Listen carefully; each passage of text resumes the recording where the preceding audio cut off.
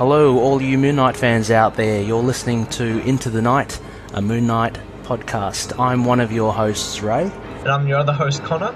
And we're here to cover basically everything you've ever wanted to know about Moon Knight. So sit back, relax, and get your conchu on.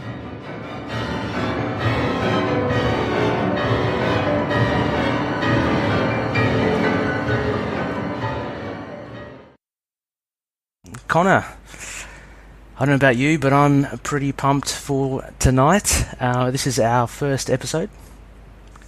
Crazy. I mean, we've been slowly building up to this, but got everything sorted. Yeah, before you know it, it was a lot of talk, and then just like wham, we're here. So listeners out there, who we like to affectionately call loonies, what we're first going to do is just basically give you a little rundown from both of us, who we are, what we like, and also how we know each other and why we like Moon Knight. So I'll kick off first. My name's Ray. I'm from New South Wales in Australia, and I used to collect comics in high school, and I kind of stopped around 1993. I was in the that whole 90s phase. I loved it. I was a big X-Men fan, but towards the end of high school, I kind of dropped off it. Did other things, studied, got a job and all that. But I always kind of had an affinity with comic books. So around, I think, 2000, when the X-Men movies came out, I kind of jumped on board. And I guess ever since, with the Robert Downey Jr. 2008 Iron Man, kind of back into it, really loved it. I started going to libraries, found Marvel Unlimited, started reading that. Then I thought, heck, they've got digital comics. I'm gonna collect them, and then it just snowballed into let's go let's see if King's is still around. I found King's. They're pretty much where they were, kind of in the city, and yeah, here I am collecting comics again, mainly Marvel and Valiant, a little bit of Image, and unfortunately no DC. But I hope to change that. How about you, Connor? Well, I'm not, I'd say a fair bit up, but I'm still Australia. I'm in Queensland, Toowoomba. And I'm a fair bit younger than Ray, so when it comes down to really getting into comics, I suppose you're really looking at end of 2015 for me. I'd been a big manga reader, and a friend just kept telling me to read Ultimate Spider-Man, just kept hammering me, and I went, alright. And then dived in that and just fell in love. And I just had to read all of it. So I discovered Marvel Unlimited. And, paying what was $11 a month, I was just reading through comics. Yeah. And I just had to get on board. And, it's a great deal, isn't it? Like $11. Yeah, well, you got access to all of Moon Knight on there. It was good for researching this episode. And, public library was great for getting me into it. And how I really sort of got into it is one day just scrolling Facebook and a little ad pops up. It says, Serious Issues Comic Book Podcast. And I thought, give this a listen, and what do you know? Great first episode, and they had a group chat. So you kind of get on board that, see what everyone's picking up, and get on board, and I may have just met one Ray on there. Yeah, it's a great podcast and a great Facebook group. It's just kind of skyrocketed in the last month or so, would you say, Connor? Was it 1.5 thousand members now? Yeah, exactly. It's crazy. Every time I look at it, it kind of shifts up by about 30 or 50 members. So that's exactly how I kind of met Connor as well. They had a nice little group chat room. And by the way, Connor is... oh my gosh, he's an encyclopedia of comic book wealth. I can't believe he started in 2015. Connor has owned a lot of knowledge on that other Facebook group, and I think everyone kind of looks towards you, for manga. Yeah, well, being a high school student, downtime, you're just reading through, so still fresh. Yeah, far out. And of course we both have a liking towards Moon Knight. Let me ask you, Connor, then. So what kind of make you a Moon Knight fan? Well, going through Marvel Unlimited, he was I didn't actually know of any of his runs, but he kept popping up. Like I was reading Classic Iron Man, and there's a very famous old Iron Man issue with him, and I was like, oh, what's he? And kind of was looking through forums, and that's where there was like a getting a Moon Knight, and I found the Huston run. Houston? Yeah. Whatever. Yeah. And who knows? I mean, just picking up that comic and reading through it, it was just it was very intense, very full-on sort of hero you hadn't seen before.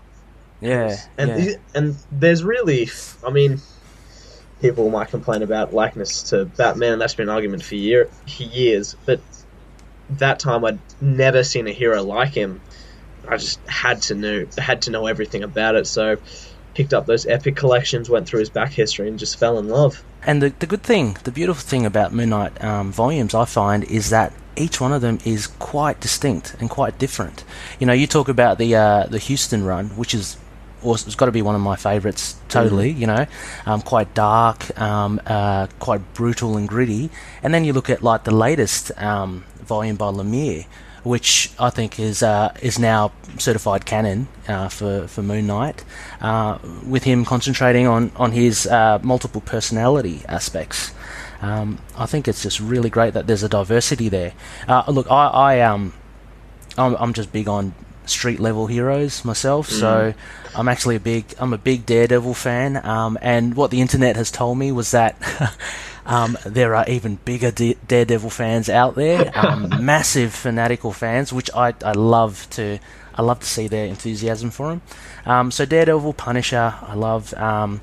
The Defenders, I guess, and Moon Knight kind of falls in that as well. So I collected Mark Spector back in the 90s. I loved it, but looking back, the 90s is a very distinct era, right? Distinct artwork, distinct storytelling.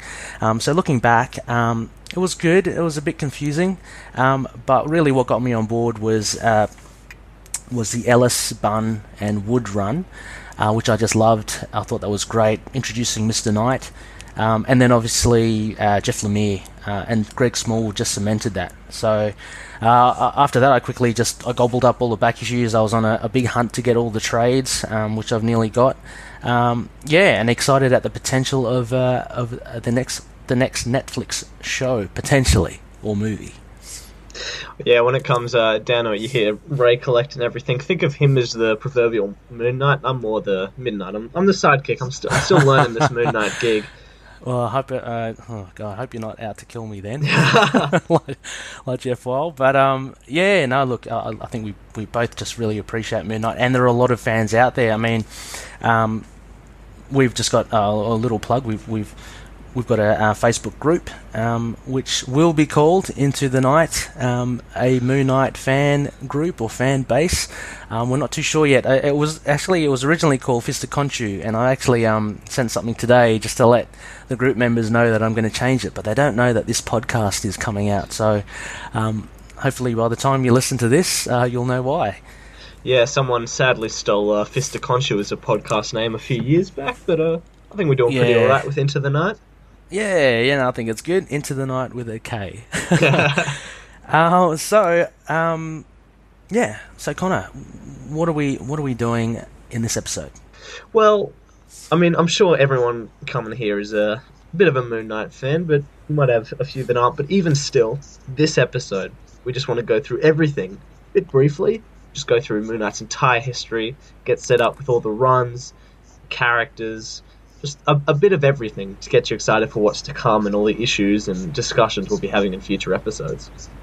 Yeah, exactly. And for the future episodes, what we hope to do is to keep you up to date with the latest news of anything Moon Knight. It's actually a bit sparse at the moment. We're all kind of hanging out for Legacy and his new title.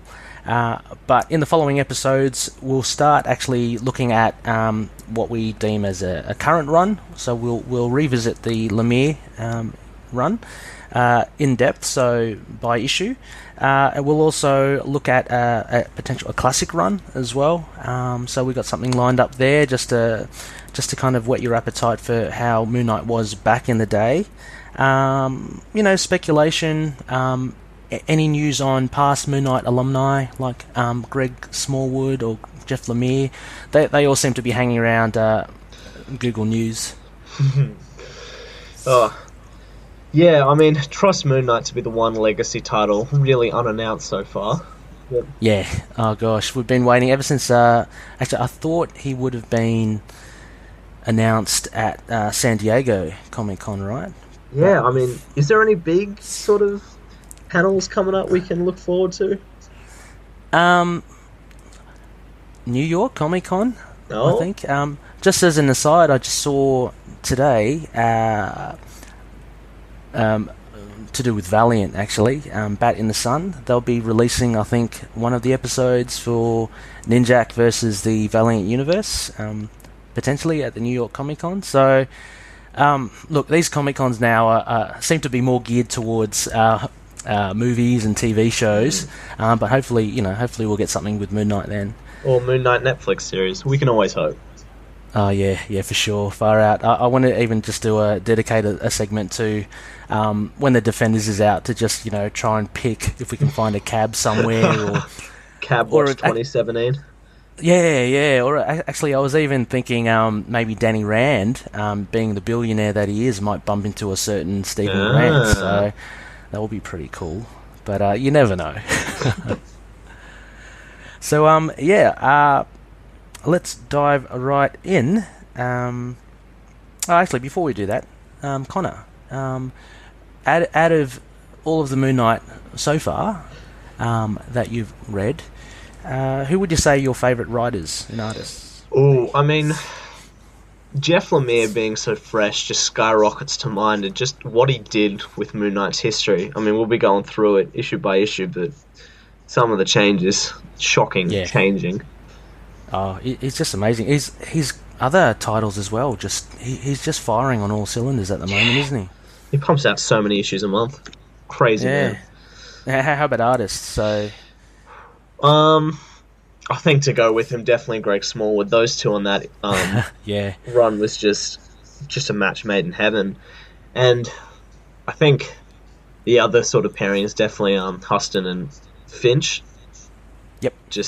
I mean, he was definitely sort of the first one I did, so I got a bit of nostalgia there, and I think everyone loves a bit of a bad boy when it comes to comics. Like, you can never really stray away from that character type, and that was the kind of definition of insane, badass. I don't know. It definitely is a really good jumping on point. I think the Huston Finch, I don't know. We're going to have to come up with some sort of agreement as to, let's just call him Charlie. Charlie. I think that's a great jumping on point. To me, it's just so it's just so cinematic. I think just the opening scene, the bottom, which is the first arc of the Charlie and Dave Finch run, is just really phenomenal. So I'd have to say Charlie and Finch would be my favourites. A close second would be Lemire and Smallwood, definitely. But look, here we go. Here's a challenge. The Munch, the Munch run with the Sienkiewicz, Bill Sienkiewicz as the artist. I reckon they're classics. I mean, it's a different type of storytelling as well. But have you read any? Oh, you've obviously read some of that, Connor. Yeah, well,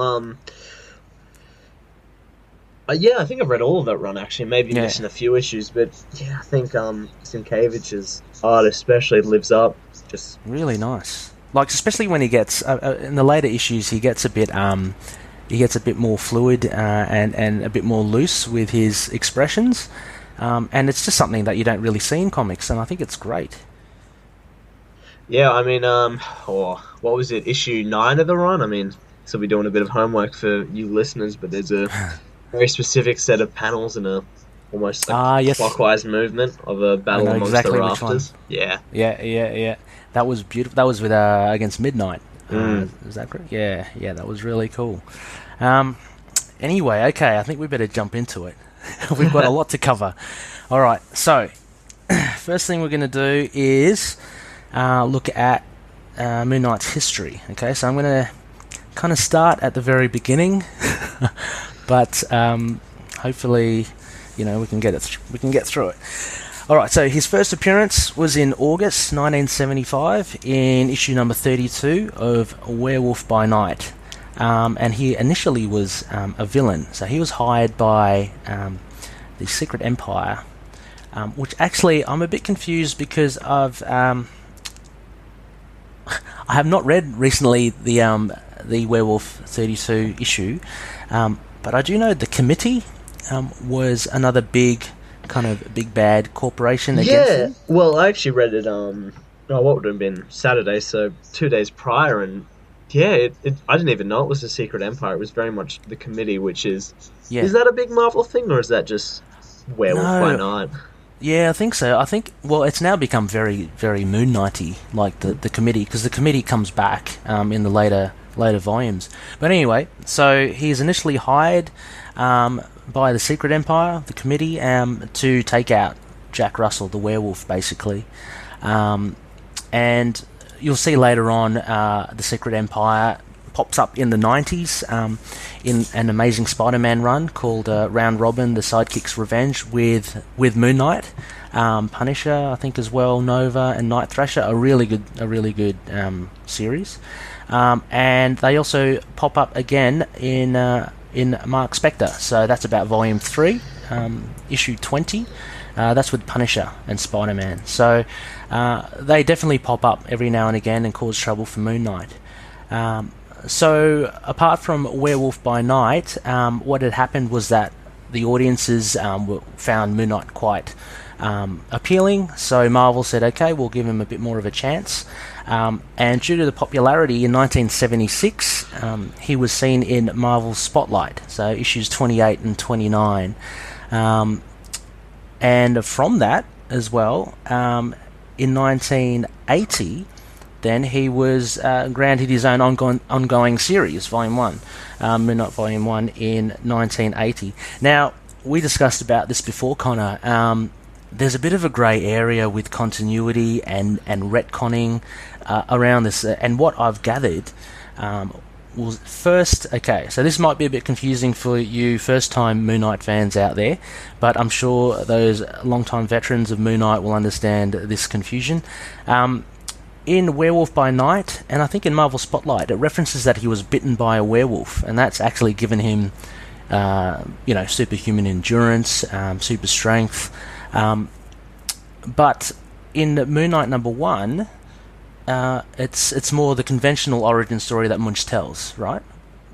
Even on the official Marvel sort of site where they have their own wiki, they're still talking about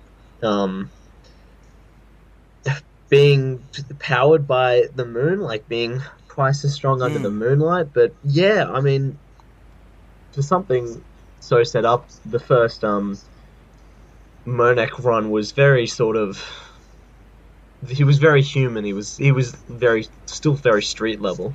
Yeah.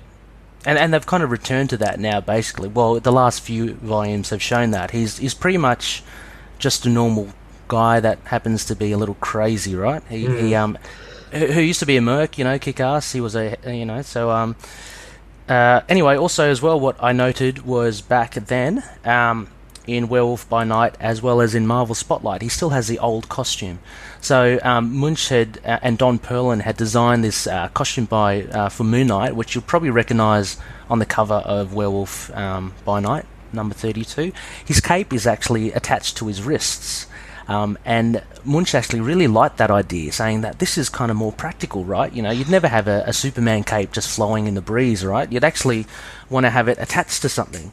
And that obviously forms his glider cape as well. But then you look at Moon Knight number 1, and he gets his costume from Khonshu, right? He dies in the desert, and he drags himself to the tomb, and he sees a statue of Khonshu, and he grabs the garb.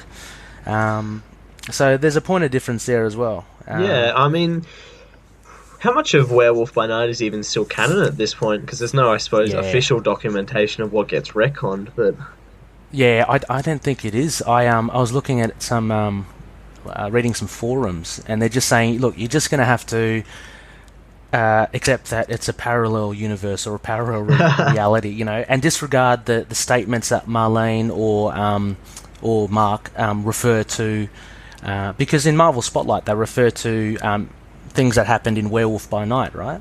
And in Moon Knight 1, apparently they refer to Marvel Spotlight. So you're going to have to kind of detach them from each other. It's all gotten a bit messy with his origin. But I think what we're looking at now is basically Moon Knight is a merc. He meets Marlene in the desert, in Egypt with Bushmen.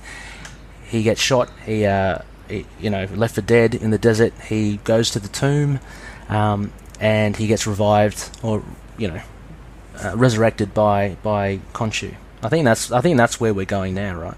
Yeah, well, definitely, and I think another big part of the origin was don't mess with Bushman. He was one who threw him out into the desert for standing up against him.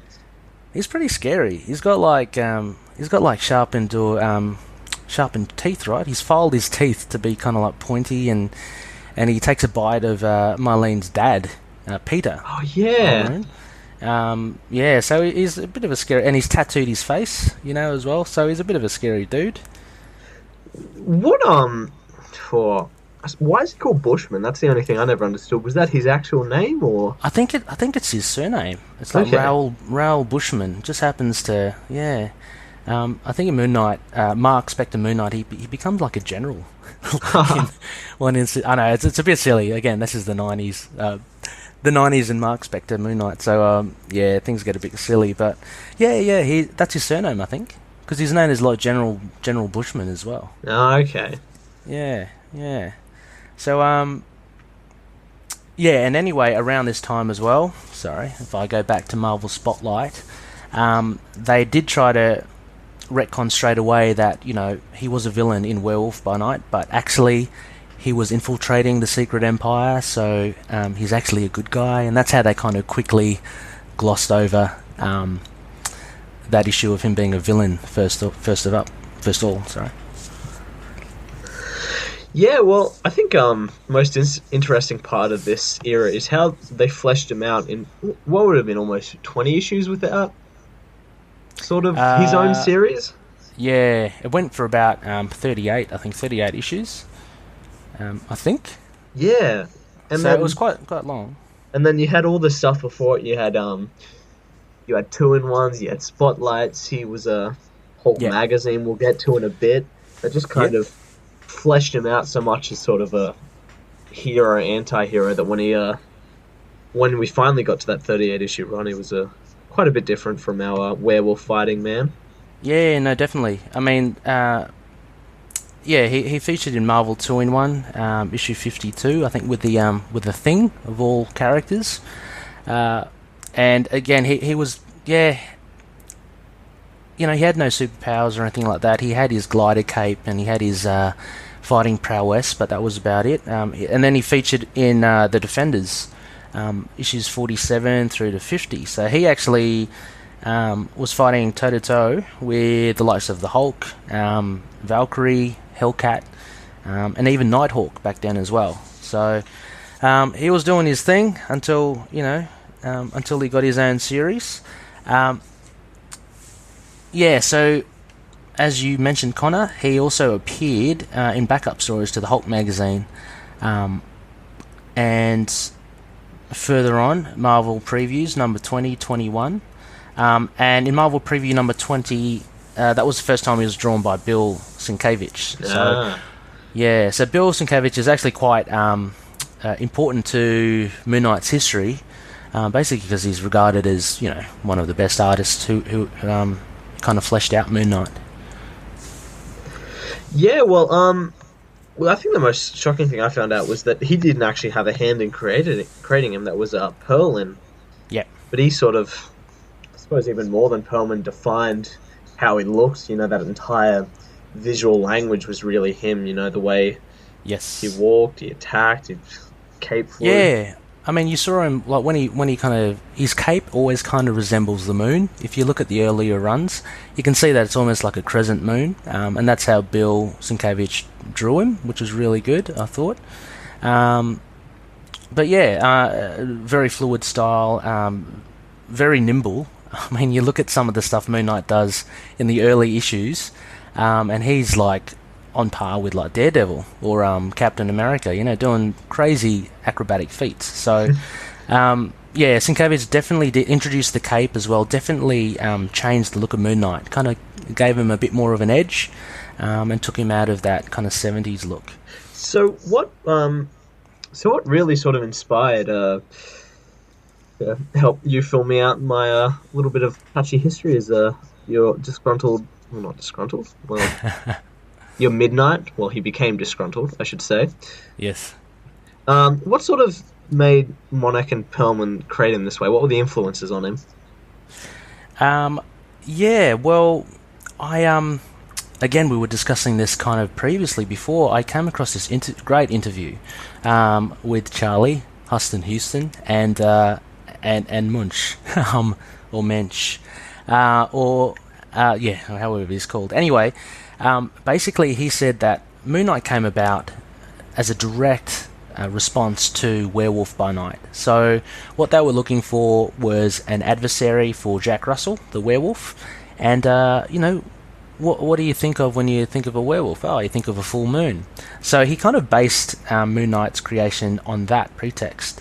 If you look at Moon Knight's crescent darts, which are likened so much to Batman's batarangs, no, there's a practical use for it. They're silver, and he actually used them to throw at the werewolf. Now, it's important to know back in the day as well, apparently, this was before Punisher, you couldn't use a character wielding guns, right? So the way that Munch got around it was actually, okay, well, let's have him throw crescent darts, because they're not exactly guns, they're not knives, so that kind of came about. And obviously the jet and silver, or the black and white, that came from the moon as well. And of course, werewolves are only active at night, so Moonlight became a nocturnal kind of superhero. It's always funny to think that Moon Knight outlived Werewolf by Night. Yeah, which is a shame, because I really like Jack Russell. He pops up. What's that run? The recent run with the Monsters. He's back with the Monsters. What's her name? Was that the wife of? Oh. The wife of Deadpool, Queen Sheila. Anyway, he's still hanging around. I think he was also featured in Secret Wars not that long ago. Yeah, was he a part of that Howling Commandos monster run? I think so. Yep. And I think he was part of. There was a Secret Wars mini on Spider Island. Remember yeah. He was actually in there as well. So yeah, it's a shame that he's gone. Obviously, the Moon Knight's better. Well, yeah. Well, yeah. Werewolf by Night was also Monek written. Did he create Yes. Werewolf by Night? Like he did 32 and 33, of course. 33. Yeah, I don't know. I actually haven't. There's an essential collection for Werewolf by Night. I've only read 32 and 33, to be honest. Yeah, what you can expect from this podcast, or Moon Knight, chuck everything else away. Exactly. We've got the blinkers on here, so yeah. Also, as well, just to further on what you're asking about how Moon Knight kind of came about from Munch and Perlin. Munch didn't want he wanted kind of like an antithesis hero to the likes of Spider-Man and the Hulk and Captain America. So where you have your kind of more wholesome, with Spider-Man definitely, your kind of larrikin or light-hearted take on a hero, Munch was actually keen on creating a darker sort of hero. So that's obviously what happened to Moon Knight, and he actually got a little pissed at when Marvel started using Moon Knight with the likes of Spidey and the Hulk as well, because he felt that they weren't actually compatible. Yeah, well, I'm glad we always got the part that Moon Knight doesn't play well with teams, no matter what the run. Yeah. He's always kicked off in the end. Yeah, exactly. Was very that much a loner. So. Was that the old 2-in-1s, or was that West Coast when it came to it? Monek sort of being a bit mad Um, about him showing up. that was yeah, it was definitely the West Coast Avengers, I'd Mm. say, but I reckon it would have even been the Defenders issues back in the late 70s, because he does. Oh, I mean, if you read some of them, it's all very light-hearted, you know. They're in the mansion. You got Nighthawk just reclining on a couch. I don't know. They're playing ping pong or something. So it's all very kind of, you know, this is our base, and it's all we're superheroes. I think that was totally against what Munch wanted.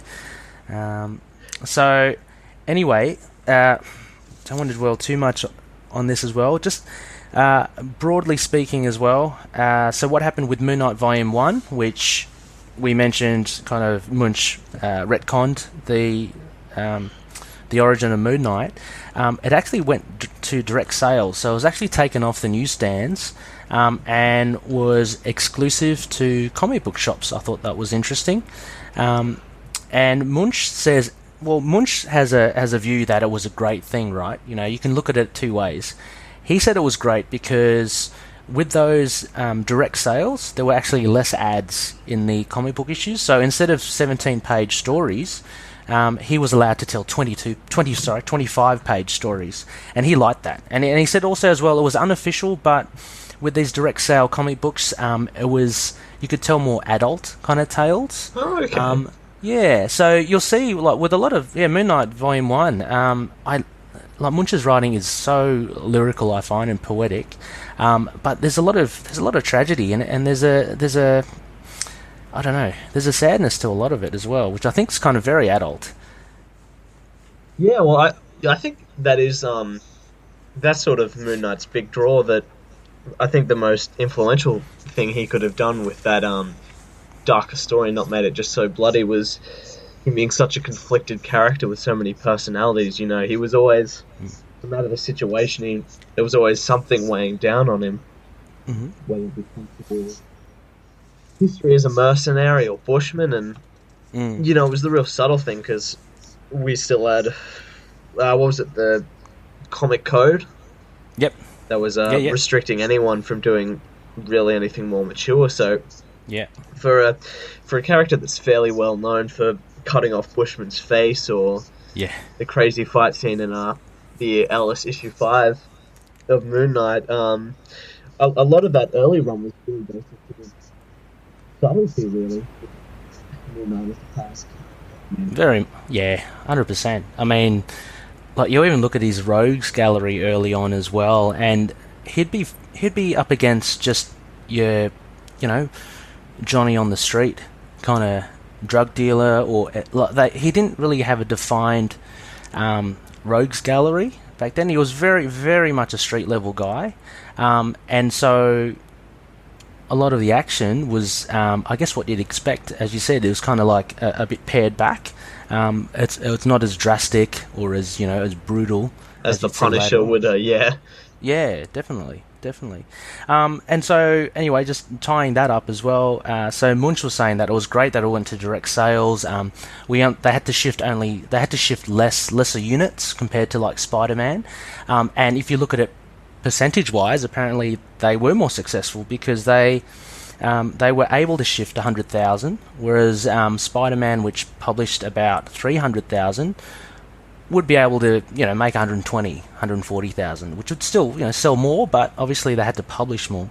So that was what Munch was saying, that was really good that it went to direct sales. Now the flip side of that is the reality of it, and apparently the poor sales because of the low units caused its cancellation in 1984. So that was the end of Volume 1. And quickly, just to wrap up, the quick comparisons with Moon Knight and Batman. We've already discussed the many parallels, but again, Munch has said, look, they're totally different characters. Like, you only have to look at his multiple personalities to see that he's, you know, totally different. He's got the Egyptian, mythology to it as well. He had to a tussle with the werewolves. He's got no compunction to kill, you know, which Batman, you know, from what I understand, doesn't kill. But the big parallel was Bill Sienkiewicz and his art, because he admits that he was a big Neil Adams fan. Neil Adams was on Batman at the time, and he freely admits as well that he kind of pinched a lot of the Batman poses and drew them into the Moon Knight issues as well. So there were direct parallels for any comic fan. Look, if you collected Batman and then you collected Moon Knight, you'd be going, "What the hell? These guys are the same, right?"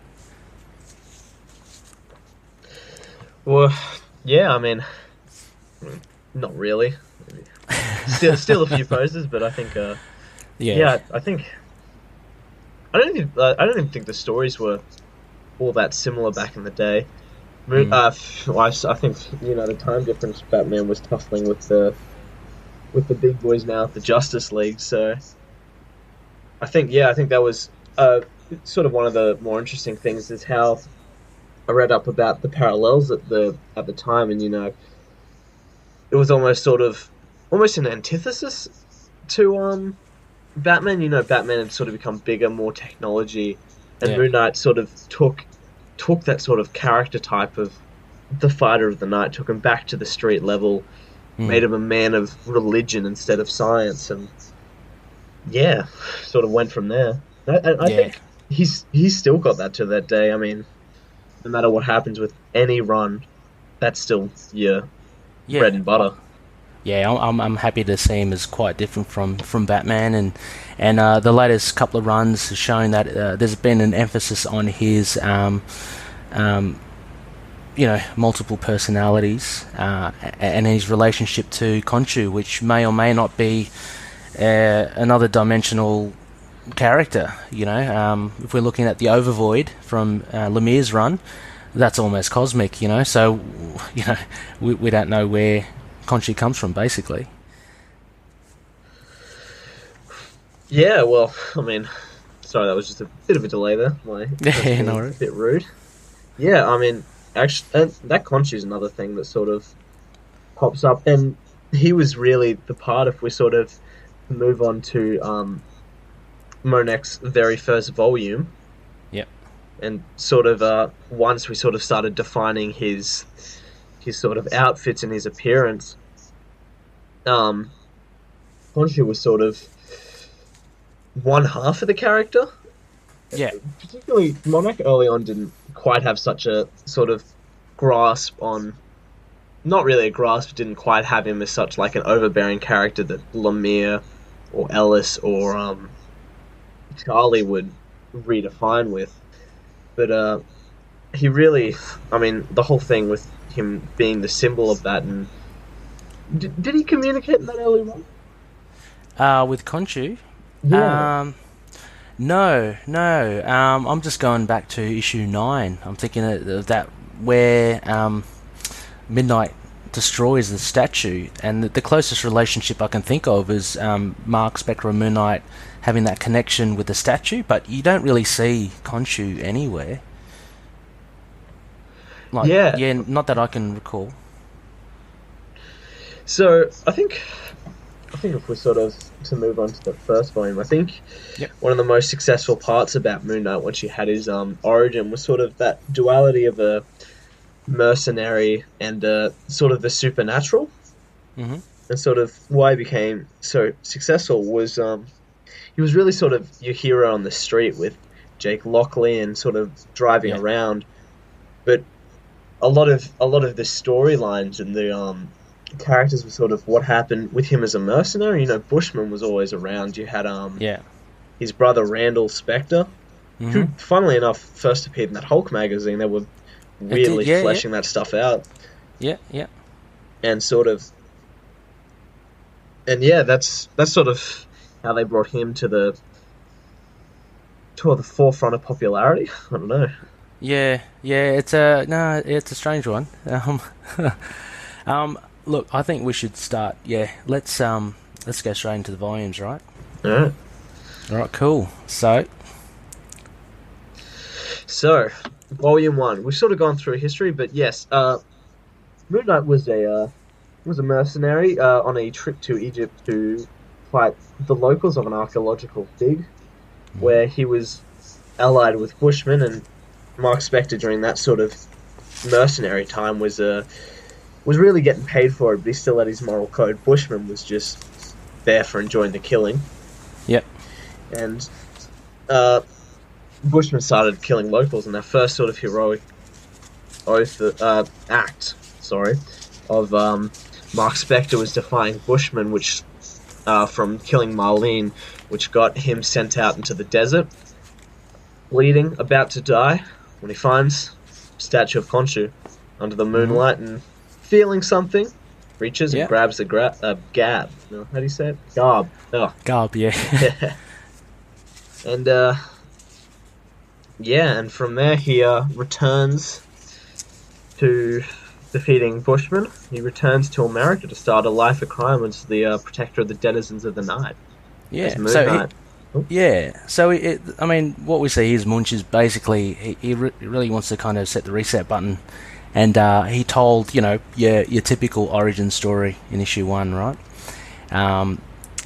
And then obviously he goes on to that. I think in volume 1 we get a lot of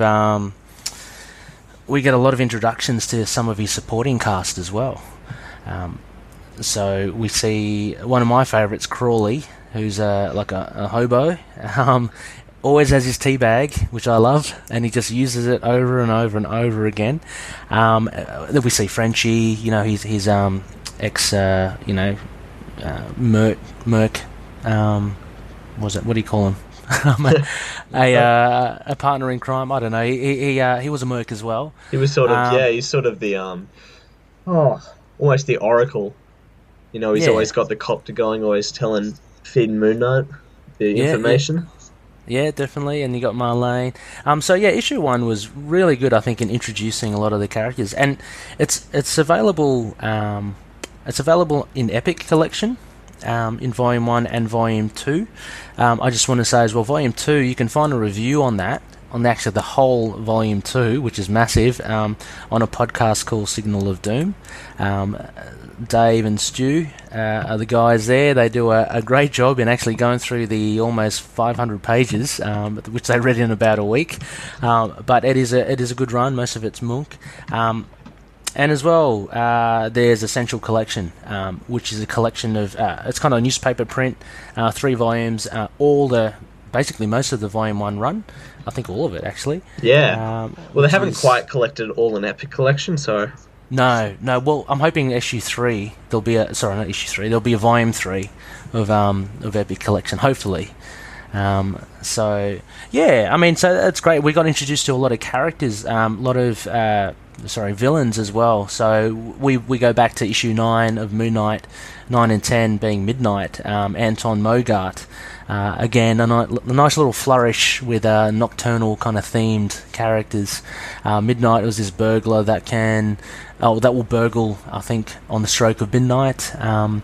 That's why his name is Midnight. And Moon Knight defeats him a couple of times, I think, in the volume, right? Yeah, well, he sort of returns after being pretty badly beaten, sort of Foxify, which sort of, once again, like, going back to the sort of start of our conversation, what we were talking about, sort of, his villains were so street level and so based down that, it was really just people, and it was this sort of cause and effect. He had been the one who'd been also really badly injured by Moon Knight and returned to fight him. Yeah. And I'm just looking through some of the Essential collection now, just some of the issues in Moon Knight. A lot of these issues are like one-offs, right? Similar to Ellis later on. So you got like almost a villain a week. There was this. What am I looking at here? There's the thing where he goes to fight zombies, basically, in one issue. One of my favourite issues is issue 5, which I highly recommend, and that's almost like a horror story thing. It kind of reminded me of Texas Chainsaw Massacre, some kind of psycho family. So and then I think in the earlier issue here, he fights like 5 assassins, and they've each got their special style. One guy's a kung fu expert, another guy's into explosives, the other one's into knives. So I think they were playing a lot with just they were playing a lot with who Moon Knight can go up against, but there was no real, like, there's no Joker, right? If you, again, we look at the parallels, there's no Joker to Moon Knight. Bushman's kind of close, but he was pretty much a street level guy. He just fought anyone that was, or anything that they came across that kind of committed crime. Yeah, and I mean, issue, what is it? I think, yeah, issue 8 was the one with the werewolves inside the house, and he did really have that supernatural edge, which a lot of characters didn't have at the time because we didn't really have the Midnight Suns ongoing with it. So Moon Knight was sort of that, also that sort of access to that part of the Marvel universe. Yeah, it's I do like that supernatural aspect, and if anything, that's one of the things I felt. Well, it was intentionally avoided by Lemire in the latest volume. He obviously concentrated on the mental issues, which was fantastic. But I don't know about you, but I'm hankering for a bit more of a supernatural edge again. Which would be really fun. That's my real hope with the new volume. Kind of get him fighting werewolves again. Yeah. Well, and it would make sense as well. Again, look, if we talk about Netflix, there's talking about Blade coming in. People want to see Ghost Rider again. It just makes sense if Moon Knight's there. That's what I'm saying. Yeah. Hopefully they're listening to this podcast. Someone from Netflix Studios. I don't know. We hope, eh? Yep. You going? I was just about to say as well, just another great villain that does pop up in Volume 1. Oh, actually, there are a fair few of them. We'll try to cover. We'll do spotlights on villains as well. I think they deserve attention on themselves as well. We have Stained Glass Scarlet. Oh yeah. She was a very interesting figure, and of course Morpheus, which total mind blown on him. I don't know what to say. He's a freakish character, and I think he was a great adversary for Moon Knight. What I do find about Moon Knight I really like is that, right, he's a normal dude, right? Apart from the potential effect of the moon, he's basically a guy in a cape with some nifty weapons, but he goes against some really heavy hitters sometimes, and he just doesn't care. So you got Morpheus, he can shoot like ebon energy out of his eyes, and he can do all sorts of stuff. Moon Knight just doesn't care. He'll go fight him if he wants. Yeah, and I think he sort of did have sort of almost under issue that he was people of the night, no matter how tough. Yeah, for sure. Yeah, so that's very admirable from him as well. So how about Volume 2, Connor? Well, yeah, just to sort of the final point there as well, I think the biggest enemy of Volume 1, probably one of the most reoccurring, was his mental state. Yes. And a big draw towards the end of the run, once Monek had sort of built up this character, was that Moon Knight's identities of Stephen Grant and Jake Lockley and his entire tunnels, like train tunnels of all these identities, were sort of turning in on him. And he was going insane, and Marlene just couldn't handle it. Yeah. So he broke up, and Khonshu had gone, and he was at the end of Volume 1 with the cancellation, he decided he wanted to retire. Yeah. So we open Volume 2, known as The Fist of Khonshu, in Paris, actually, of all places, where he's sort of retired with Marlene, and he's sort of living a life just as Mark Spector. But the big draw of Volume 2 and where it came in is just a 4-issue mini. Yeah. Was he got called back by vision in his head by the priest of Khonshu.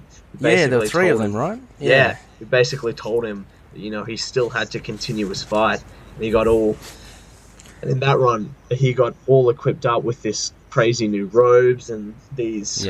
I think one of the biggest ones was a sort of a cross amulet that was a dagger. I'll take that. It's called an Ankh. Ankh. I don't know. Yeah, it's all these. Must be all these Egyptian kind of artifact things. It's a very different from Volume 1. I found Fister Khonshu. Straight away, his costume's different. He's got a whole lot of Egyptian weapons that he uses. Like, he's got scarab darts, he's got boomerangs, he's got he's got these gold bracelets. He's even got like a little insignia on his chest as well. That's I can see over here. The anchor. Yeah, that's the Ankh. Yeah. So it's very different, and the big thing with this, I think, this volume is that he makes direct reference over and over again of how the moon kind of affects his strength, right? Yeah, and that's another thing. I've no idea whether this even stuck in canon, that he gained basically double the power of a regular human. Yeah, that was it's still in the canon, but I think it's kind of, people kind of go, yeah, it happened, and yeah, it happened to him, but he's lost it for some reason, and it's never explained. So I think they kind of, they respected this little run. Munch, by the way, he said he and Charlie Houston hate this run, actually, from their interview. Only because what it kind of did, but look, you got to give credit. The creators and the writers were trying something different. It didn't last too long. That was a direct reflection of the sales. So, it is what it is. The art's quite nice, actually. I'm looking at the art. It's pretty cool. Who is? It's not Sienkiewicz, is it? No, it's Well, let me just pull up the full thing. It's Chris Warner.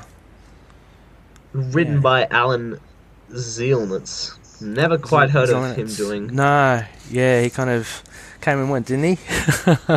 And Chris Warner. It's a good, awesome art, actually. I really like it. It's quite, it's quite textured. So I mean, I was just sort of continuing on there that we sort of, this run sort of disregarded as well, because Charlie would take over and throw this away, and we'll get into Mark Spector, but I don't think they ever really recalled on this. But I think one of the first things this really set up in later runs, the Charlie run, the Ellis, Vengeance, Lemire, was actually Khonshu's presence, because in this one he did actually become a figure that was actually guiding Moon Knight. You had the priest telling him what to do, and that was sort of, that however small this run may be, I think the fact of it did have an impact on this character, the fact that he did become sort of more spiritually connected. Yeah, that's actually a really good point. I'd have to agree as well, because if you look at Volume 1, it's not so much, but yeah, Volume 2 was the first time that you actually have him speaking to some sort of deity or a higher power, and that's definitely still runs through to the Lemire run at the end. So that's a great point, I think. Okay, so next volume is Mark Spector, Moon Knight. So this was a big run. It was one of the longest runs. It was a 60-issue run, and it started in 1989 with big writers from Chuck Dixon, who did The Punisher and did Batman as well, J.M. DeMatteis, Terry Kavanagh, and then you have some artists as well. Actually, one of my favourites, Sal Velluto. I don't know if you follow a lot of Black Panther, Connor, but Sal Velluto on Priest's Black Panther is just phenomenal. I love his art. Anyway, so I was stoked to look back and see he actually did Moon Knight. You have Ron Garney, who's actually recently had done Daredevil with Charles Soule. Oh. So he was doing Moon Knight back in the day. And then you have a couple of others, Gary Kvapitz, James Fry, and the big one, which all Moon Knight fans will know, is Stephen Platt. He did, I think, 4 issues. So the last 4 issues or so of Moon Knight, of Mark Spector Moon Knight at the end. One of those issues, I don't know, it goes for a few $100s these days. It's a pretty sought-after collector's item. That's because Stephen Platt did only a few issues of Moon Knight, and then he jumped onto Image when they started, because they took off in the 90s as well. So he was very much along the lines of Todd McFarlane, Jim Lee, even a bit of Rob Liefeld. So he had that kind of style. What I want to say about Mark Spector Moon Knight, it's very much a 90s thing. There's actually no focus on his multiple personalities at all. Really? Well, or very yeah, minimal. because I've never actually read this run. It's one of the few runs that, getting back into comics, not being around in the 90s, that has never been reprinted, not even on Marvel Unlimited. It's a total blackout. Yeah, that's strange. I'm thinking there's got to be an omnibus or a couple of volumes coming out soon, because it's a worthwhile read. You get the introduction to Jeff Wilde, who is Midnight, who's the son of Anton Mogart, Midnight Man, who we discussed earlier, and he comes back later. You'll see in the Charlie Houston run. What was big in the 90s was a lot of team-ups. So you had Moon Knight with Punisher, you had Moon Knight with Spider-Man, you had Moon Knight with Ghost Rider. Even just starts, I think in the first issue, he bumps into Black Cat. So in the 90s, it was very much...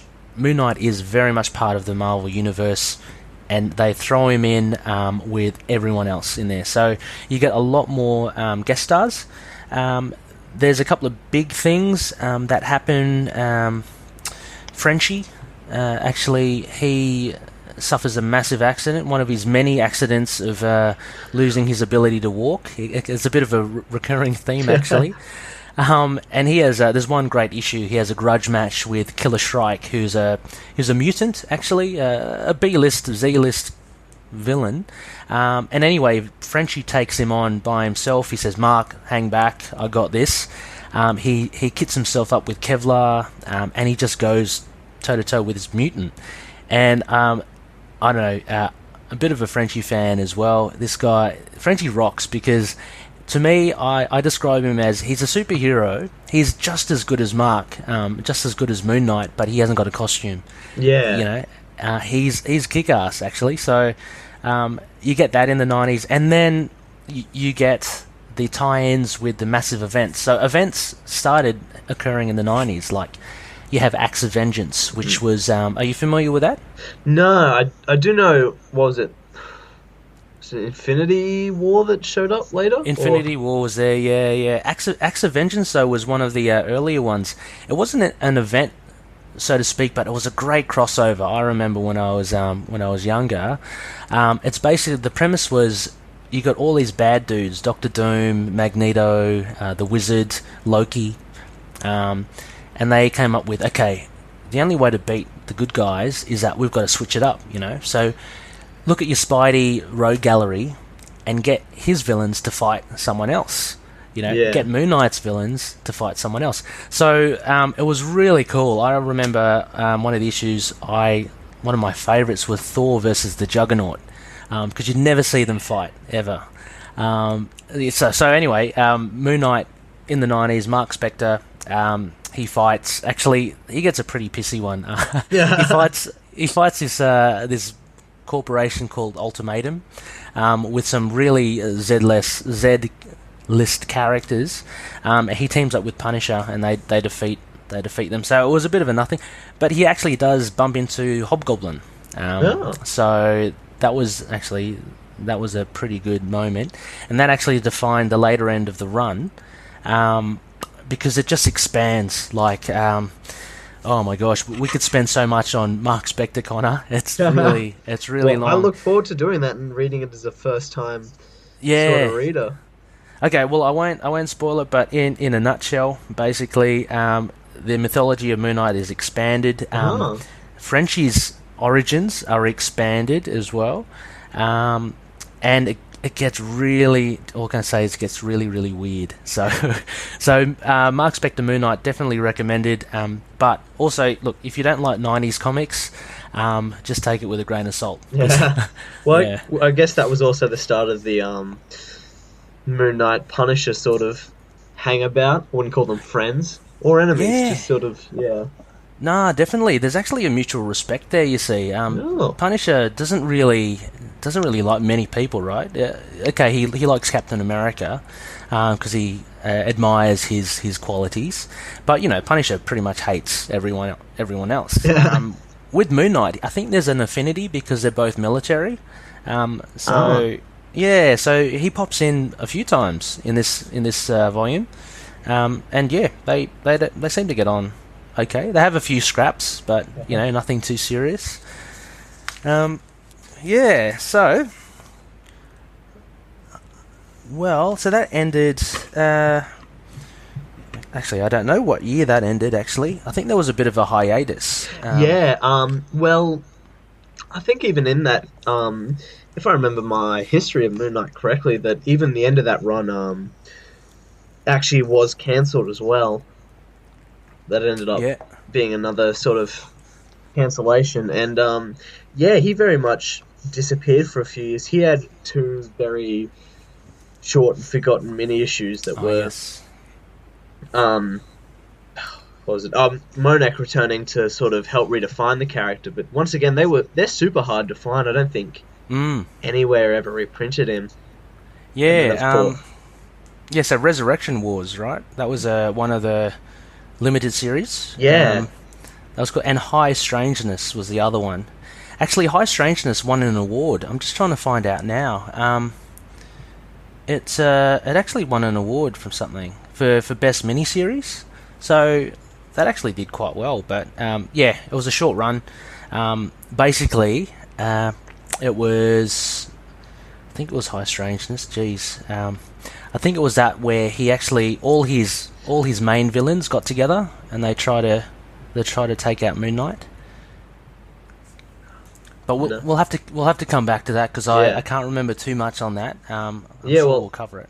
hopefully we get all that stuff on Marvel Unlimited soon, because I'd love to check this out on the pod, sort of. Yeah, no, for sure. All right, so we're up to now volume. Well, this is volume. This is technically volume 3. So Mark Spector Moon Knight is not allocated a volume. So this is actually the volume 3, which is the Charlie Houston run. So this comes out in 2006. And as we've discussed before, it's very different. So if you imagine the 90s, what I was just saying, 90s Moon Knight, there was a bit of a break, a couple of mini-series, and then Charlie Houston comes back here and he just guns it. Yeah, well, I guess what sort of became a popular theme with every single Moon Knight run, it's always sort of a reset button hit to do something sort of new. Yeah, it's quite different. And it's quite brutal, as you mentioned earlier. So in this issue, Moon Knight actually has retired. So there's been some time between the last miniseries and now. He's retired, and we look back and he's basically had this massive fight with Bushman, which debilitates him. He kind of his knees get crushed. He breaks his legs, but he still manages to kill Bushman. Not before cutting his face off. So a little grisly. Classic but, Moon Knight, I suppose. Yeah. It's quite grisly. I think this is the first. I think Houston is actually the one that coined the phrase "I wear white." So Yeah, I can see them coming. most. I actually thought that was Ellis, but it's actually Houston. Yeah, that was the very first issue actually. Was Yeah. rereading recently. Yeah, and it actually goes beyond that. He actually goes, "I wear white so they can see me coming," and their hands shake so much that they can't even shoot the moon. So that was the original kind of saying that he had. The thing with Houston as well, again, a bit of a retcon. The background for Mark Spector's updated again, so he fought in the Gulf War as opposed to being like a merc. And also Frenchie's revealed as being homosexual as a partner as well, and they run a restaurant called Un Table, and Frenchie has lost his legs. He's got artificial legs in that. Also, we have the introduction of the profile, which some of the fans really like. What did you think of the profile, Connor? Oh, I mean, actually, probably to be a bit less. He probably wasn't my favorite part of that run. Yeah. But I think it was sort of a necessary part of that run, because what sort of Charlie sort of did with that run was very much strip him back to the basics Yeah. and sort of just bounce off what were the core concepts of Moon Knight and everything that he'd become. So yeah, I think that part worked well. Yeah. But yeah, Yeah. I think that first arc to me with is just so memorable, and At how the we see bottom. him, yeah, Yeah. reintegrate. Yeah, it's very good. And there around this time as well, there's events. So Civil War had happened as well. So you have the Superhero Registration Act, which you see kind of falls into the Moon Knight volume. And there's a whole thing about whether Moon Knight should be registered or not. They all kind of view him as a bit psychotic. So it's kind of, should he even be registered? He's a bit of a loose cannon. And what happens there is that he actually tricks the psychiatrist. Won't get too much into it, but he tricks the psychiatrist into deeming him suitable for registration. So he gets registered, despite him being crazy and despite Tony Stark, I think, being up in arms against it. And he continues his way. And another thing that we have happen is Norman Osborn. Yeah, He really has it for Moon Knight. So towards the end of this volume, he hires people like Venom and Bullseye to try and kill Moon Knight.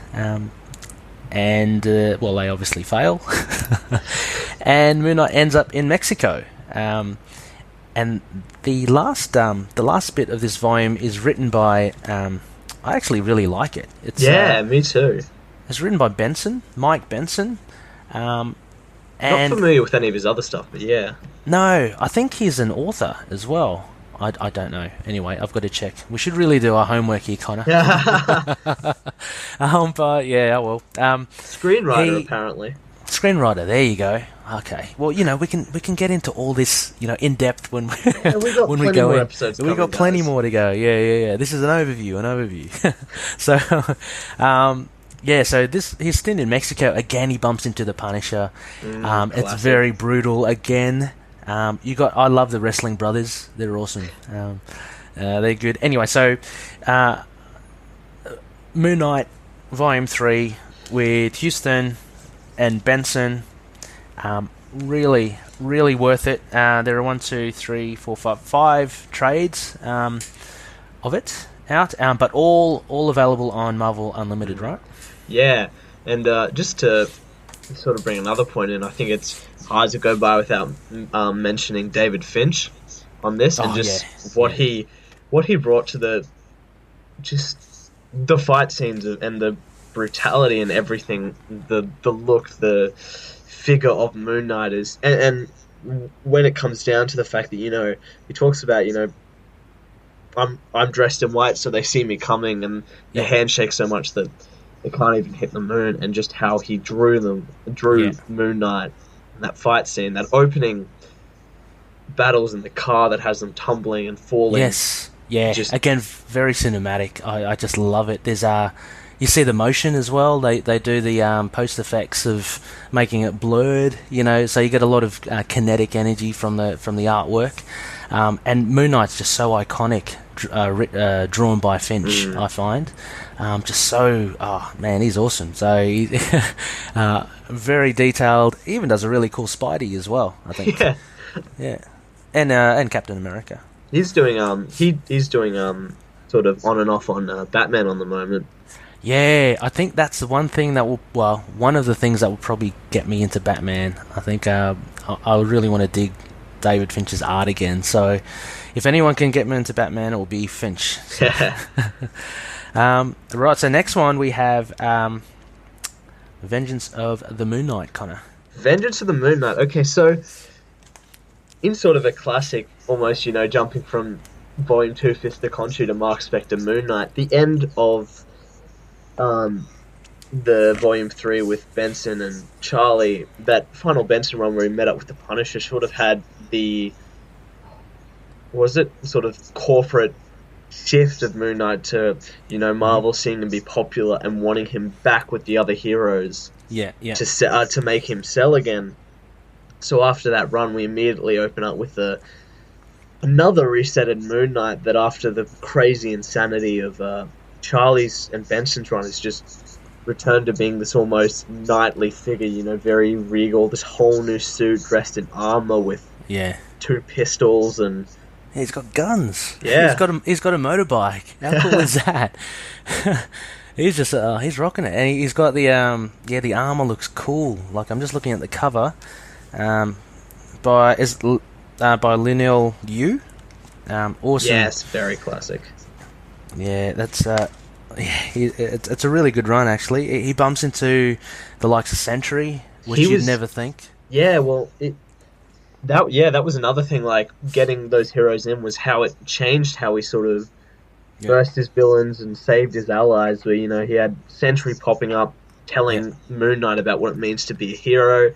Yeah, Spider-Man's helping him out. Deadpool's trying to fight him.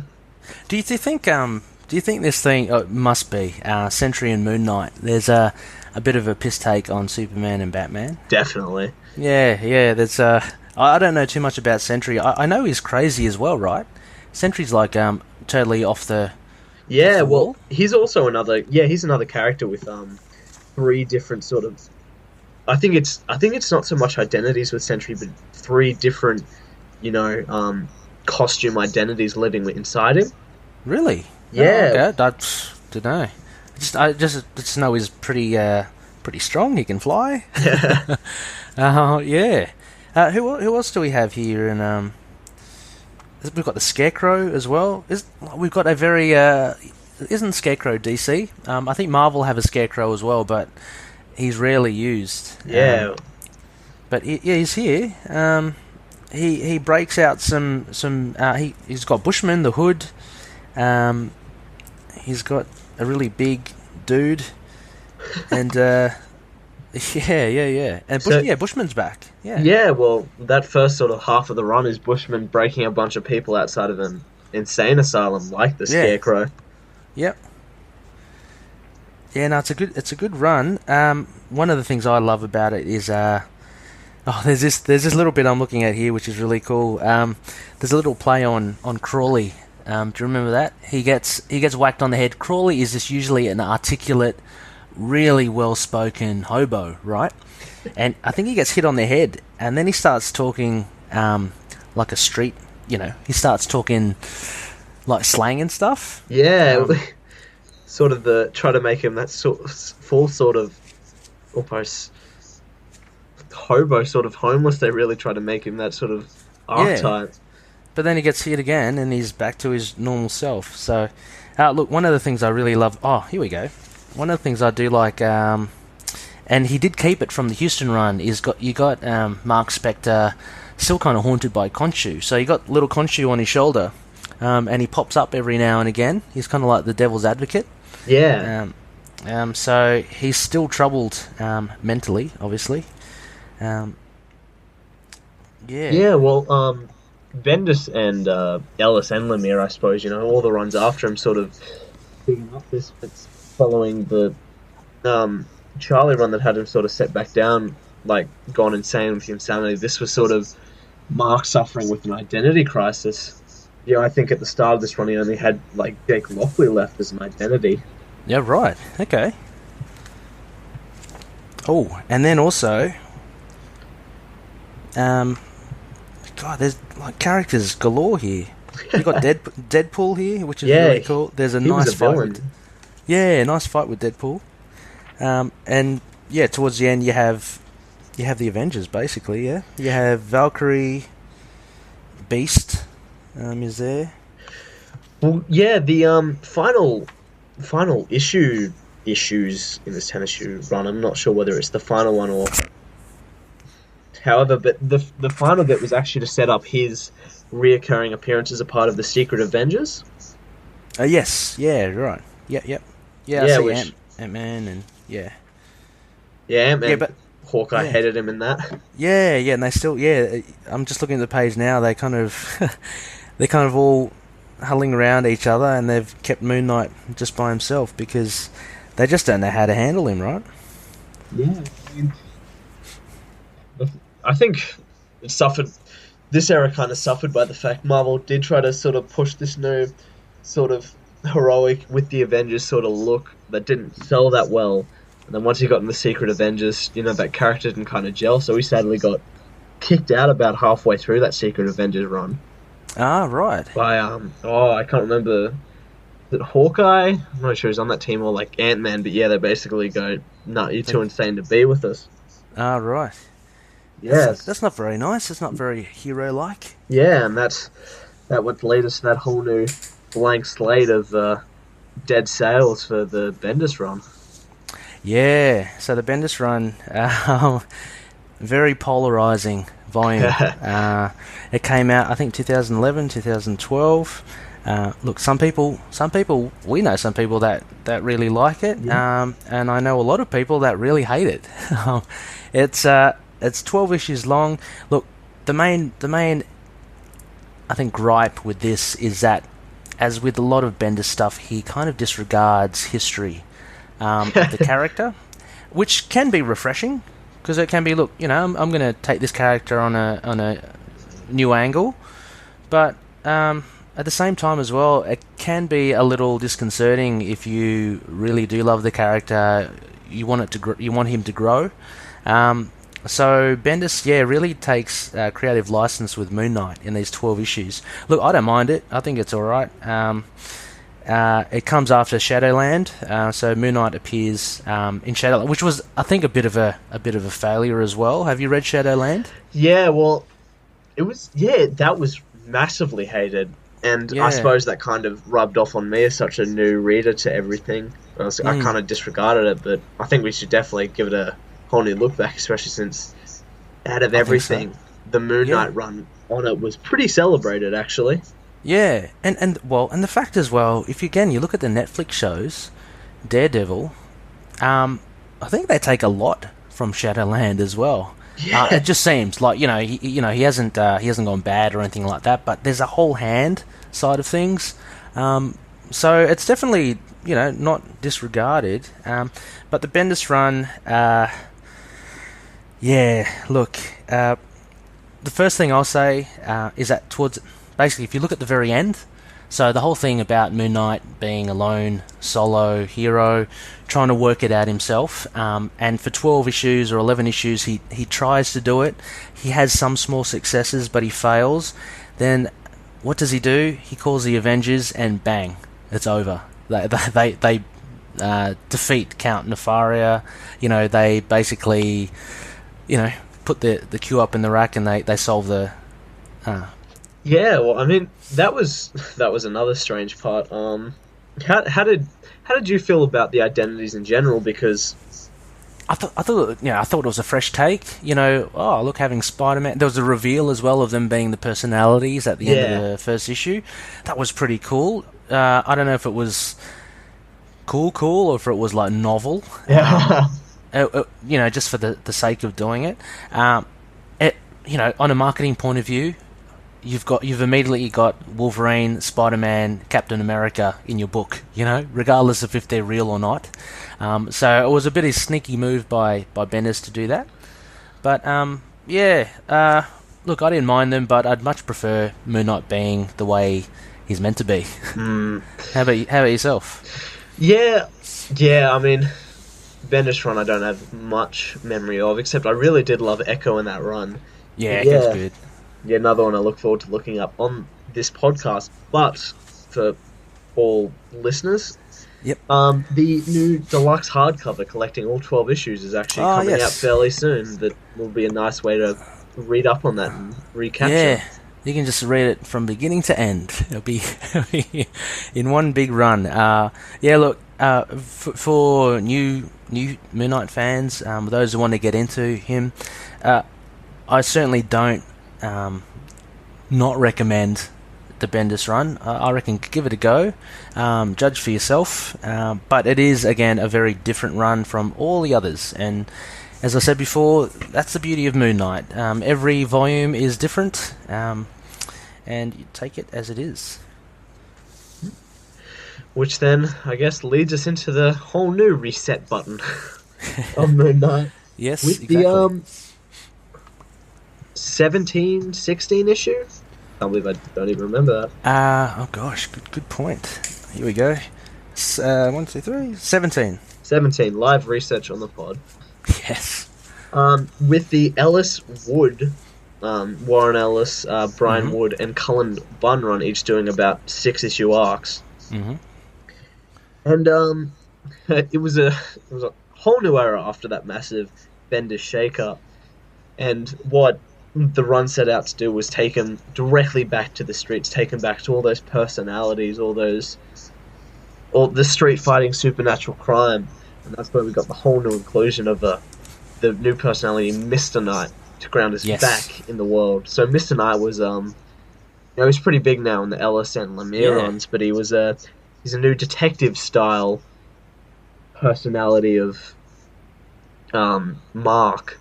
Yeah. That essentially works with the NYPD. I think so. Yeah. Yeah. With Detective Flint. Yeah.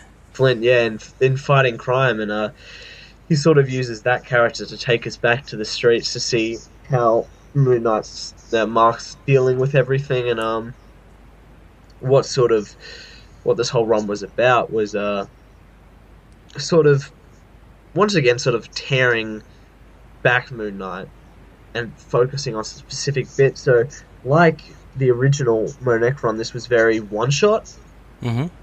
There was sort of no real chronology until the very end with Bunn, but it sort of took an aspect, an identity, a villain, and that one issue refleshed it out.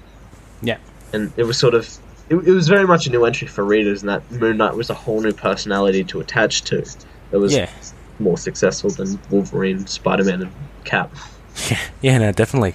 And I think we've mentioned before as well, I think what really makes Ellis's 6 issues really great is Shelby's art. Oh, it would have been nothing without that art. It is phenomenal as well. So, look, Moon Knight seems to attract a lot of really good writers and artists, or I don't know, it might be sheer luck, but Shelby's, again, highly recommend. You have a look at the first 6 issues. It's quite violent, and it's quite trippy as well. There's the issue with... I don't know how to explain it. There's a lot of mushrooms, a lot of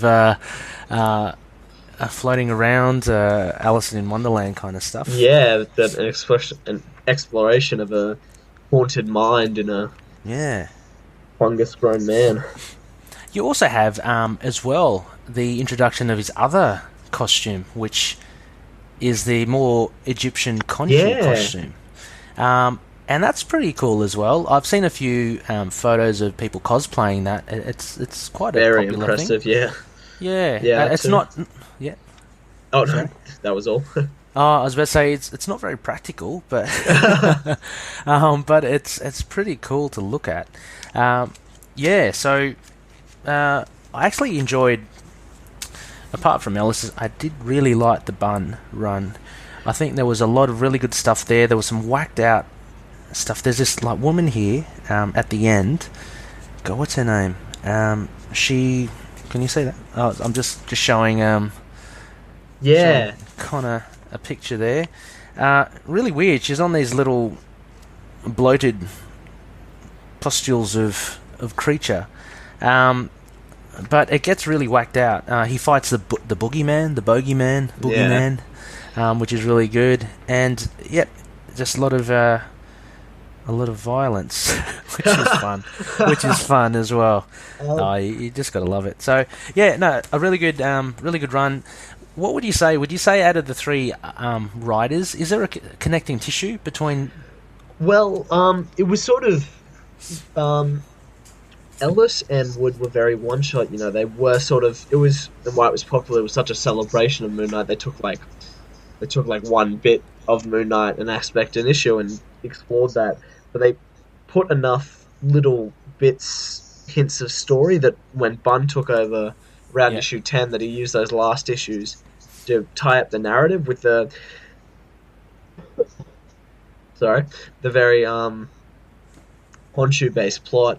And there was a bunch of threads about, a church of Khonshu and someone trying to take over that church that reevaluated what we knew of Khonshu and very much explored that more, I think. No run before this had ever had Khonshu as such a prominent figure.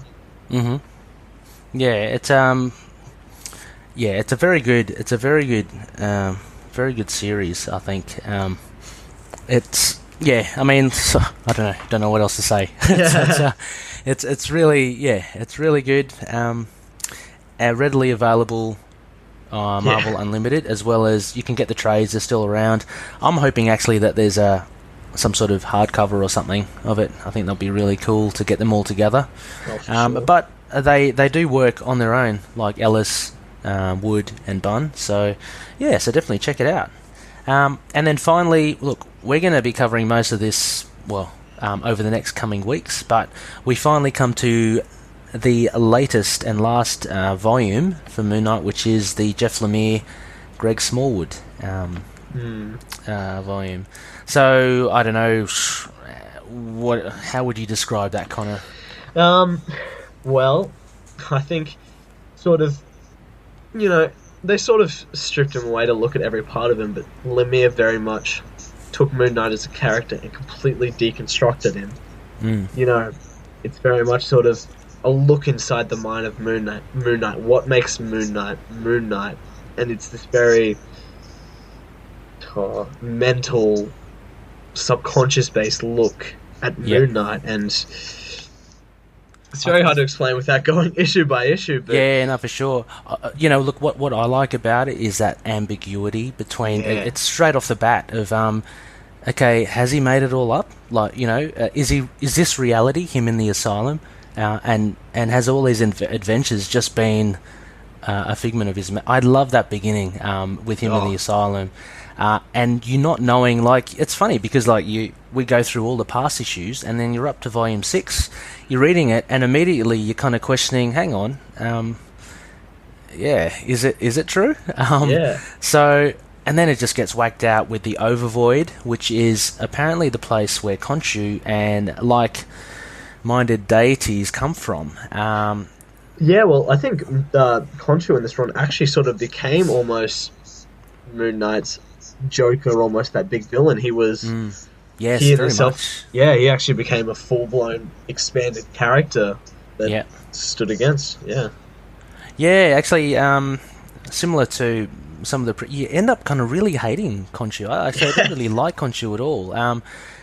At first you read Moon Knight, you go, okay, Khonshu's cool. He resurrected him. CPR on the ground. Yeah, resurrected him, but now you think he's a bit of a dick, actually. He just... what does he really wants to suppress, and that's the impression I get in this series. He wanted to really suppress Mark, and just keep him kind of under his thumb. Yeah, so definitely check out. Look, the great art as well. Smallwood is, I think, peerless at the moment. He's just fantastic, doing great stuff. Not only with the artwork, but we've had many a discussion about the layouts and Geordie Belair, actually. Yeah, shit. Well, I mean, she's really the unsung hero of even the previous run, where she did all the colors of all 17 issues, I think. Yeah. And her with Smallwood's just the perfect match of making these layouts, these, for a book that's exploring the subconscious, just these completely dream-like crazy layouts that they just perfect. Yeah, it's the amount of work that she does as well. Her name is on practically every comic book you see. It's crazy what she gets through, but to not only do that, just the quantity, but the amount of time she would have had to consider how to colour, what kind of tone we're looking for with Lemire's story. It's just phenomenal. Not only that, but there's in the middle arc, I think, where each of Mark's personalities are reflected with different artists. I think that's a stroke of genius. So you got... did we ever find out who that third artist was? So you have...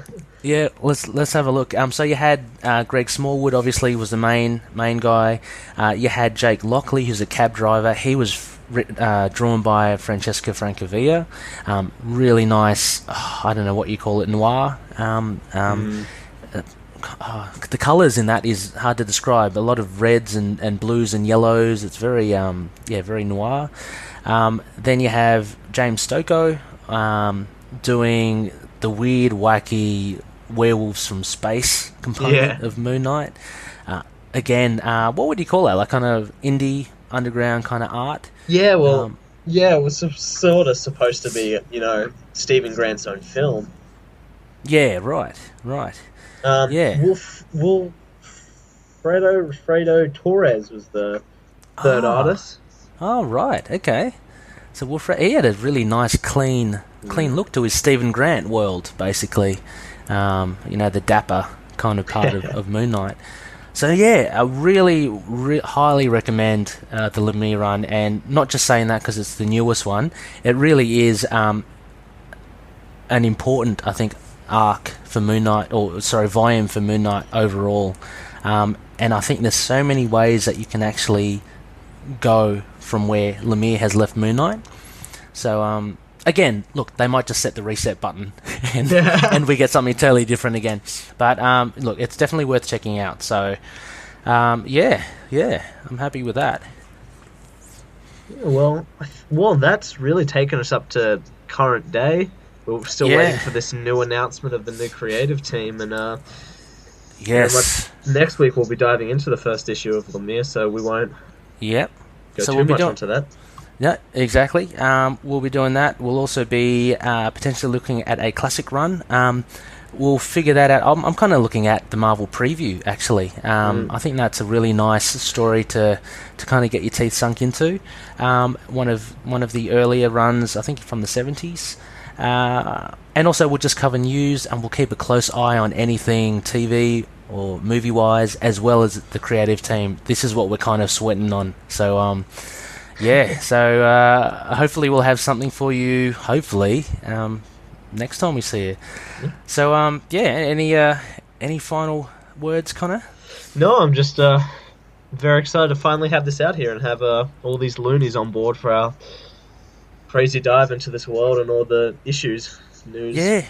Oh, no, definitely. And look, you can catch us at Into the Night. Just have a look for Into the Night, a Moon Knight. I haven't even figured it out yet. What should we call it?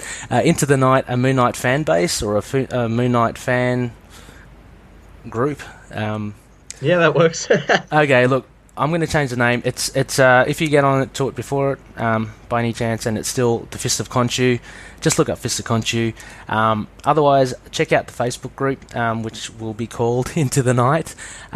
We also have an email address. Let me just pick that up. MoonKnightPodcast@gmail.com. You can find Excellent. us on the site. You've probably most likely gotten this from Yep. MoonKnightPodcast.wordpress.com. Yes, actually, I think that's changed. I think it's Into the Night, Into the Night Podcast. .wordpress.com. So we'll be posting up all the podcasts from there as well.